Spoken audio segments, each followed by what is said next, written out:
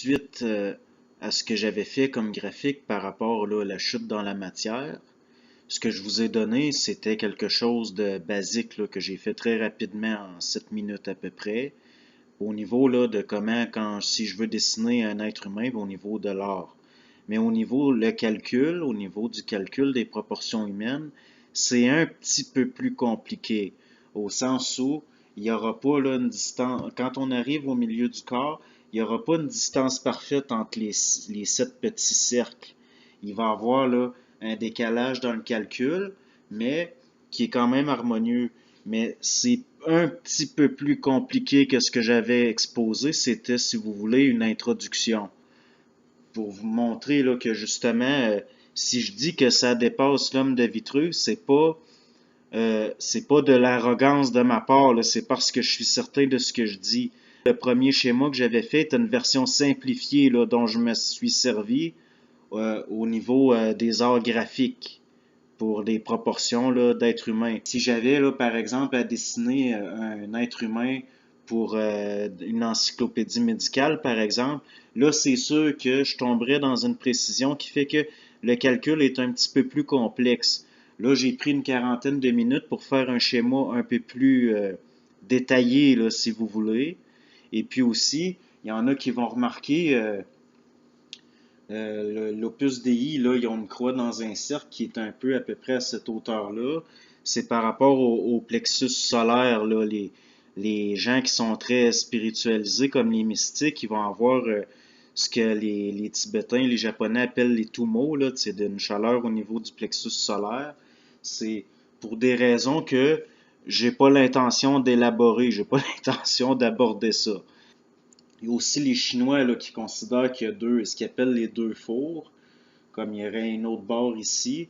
J'ai pas l'intention d'aborder ça, mais je considère que pour des raisons de précision et pour des raisons aussi d'honnêteté là, avec vous, je devais aussi démontrer que c'est peut-être, je l'avais simplifié un peu ce que j'avais montré.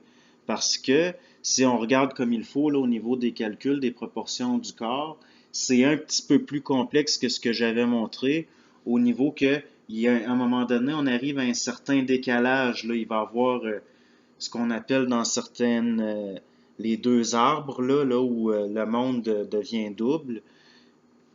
C'est là des choses, des sujets que j'avais pas l'intention d'élaborer, mais au niveau du systémique, là, on a un schéma peut-être plus précis là, au niveau des proportions.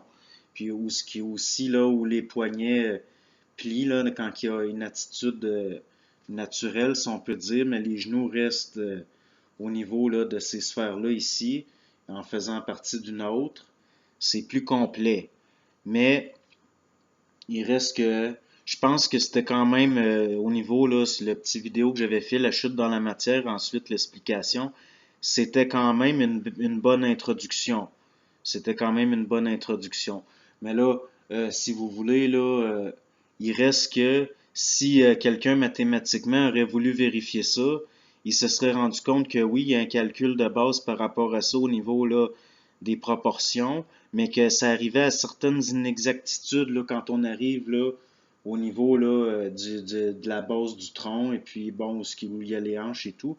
Parce que, comme je vous dis, et puis comme je vous dis, là, l'être humain, là, c'est au niveau du corps physique, il y a une forme, et puis le systémique, bon, il y a une densification, et c'est certain que il y a ce qu'on pourrait appeler là, un chevauchement par rapport à des lois, puis par rapport à la façon dont la matière est manifeste, là, si on peut dire, au niveau là, de la physiologie, et puis de comment que l'autorégulé fonctionne. Là, je vous amène quelque chose de plus précis, même beaucoup, beaucoup plus précis. Mais je veux pas non plus tomber là, dans des choses que le monde va trouver en dormant, parce que je pourrais le faire, là, puis là, expliquer point par point, puis je pense pas que ça vous tente. Je pense pas que ça vous tente. De toute façon, il suffit de voir, et puis, à un moment donné, il va y avoir là, une compréhension de certaines lois. Et puis, c'est certain que là, faire des exercices de géométrie comme je fais, c'est peut-être pas ben le fun, là. Mais il reste que là, comme je vous dis, là, je ressentais le besoin à ce niveau-là de démontrer, là, d'être plus précis pour des raisons d'honnêteté. Donc, je vous remercie. Et puis, il faut comprendre là, que les premiers schémas que j'ai faits, c'était une introduction, si vous voulez, de base, là. Et puis, mais c'est certain que si on arrive à des calculs là, plus précis, puis il va y avoir des décalages. En tout cas, je ne veux pas tomber dans des parallèles trop complexes non plus. Ça, c'est beaucoup plus précis, mais ça m'a pris petit peu plus de temps, mais ça me fait plaisir.